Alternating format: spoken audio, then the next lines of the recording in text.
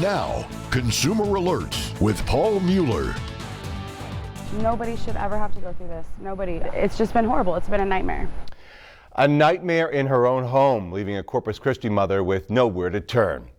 Nowhere, that is, until she turned to us here at Action 10 News. Her apartment full of termites, covered with mold, and she claims structurally unsafe. What's worse, she has 2 kids, and one of them has leukemia, making her fear not only for her safety, but for the safety of her 2 children. Okay, here's one termite. These days, Monica Martinez counts the termites, the critters bold enough to come out during the day. The walls are completely coming undone. The walls literally falling apart around her. Look at this. And then, after living here at the Admiral and Brittany apartments for 2.5 years. And all of a sudden, there was about 20 termites in my kitchen. Things took a turn for the worse. So I started investigating, and I noticed that there was hundreds of holes and mold. Mold, she says, everywhere. This vent, I've had to clean every single day. And that's not even the worst of it. This is what it looks like in there. The mold and the termites, Monica says, taking over her apartment. I did not notice anything until they started swarming. And that's when Monica says she called management time after time, even sending emails. She says they promised to tend her apartment. Soon after, though, pest control came out. I mean, you told them all of this. What was their initial reaction? They said, well, we'll have a tent in about 2 months. And what makes it even worse, her 5-year-old son Jax is already in the fight of his life, diagnosed with leukemia 2 years ago. It's been really hard.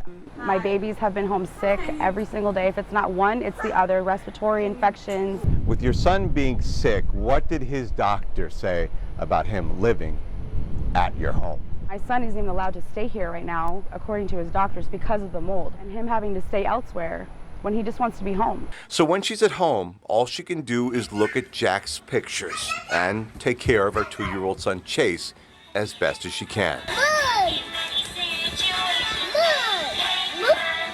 So did you feel like your complaints essentially fell on deaf ears? It's been a big battle. I've gotten into it with them about it because, I mean, this is my health, this is my kids' health. And that's why Monica says she felt forced to call code enforcement. I had to, absolutely. For my son to not be able to stay here and for my 2-year-old and me to be missing work, school, I had to call in order for them to know that I'm serious. Code enforcement came out to look, and although they couldn't comment on Monica's case, they did tell us termites coming out in the middle of the day most likely means they've been there for quite some time. That's typically an indication that there could be an infestation, and that's when we go ahead and move forward with an emergency measures type of situation. And if that's the case, Liza Lopez of Code Enforcement says they notify the owner to get things fixed within 72 hours. Where the building could potentially collapse if it doesn't get identified and compliance. Lopez says many people are afraid to call. The fear, they're afraid to call and let us know because they could potentially be kicked out. So Lopez reminds renters, before you sign the lease, check the faucets, plumbing, and electrical systems as best as you can. To make sure that everything's working properly before you move in. Now, when we first interviewed Monica 2 weeks ago, she told me she was at her wit's end. But then, after we left and then later got in touch with management for a comment, that's when Monica says the ball got rolling. And I want you to take a look at this. You see this? They were here to fumigate her apartment, and they also put her up at a hotel for 2 nights. All this, Monica says, never would have happened if she hadn't have called us for help.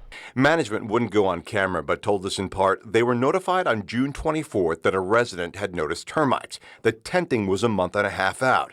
That they've given rental concessions and hotel arrangements for residents. Any repairs will be done, and not allowing tenants to be let out of their lease since they say they are resolving the problem. But for Monica, the damage is already done, and it's her kids that she's worried about the most. I'm their mom. I'm supposed to know what to do, but I have no idea what to do. It's been the most challenging thing of my life, but it's also showed me he's a warrior. And if he can put up with the things he puts up with, what do I have to complain about?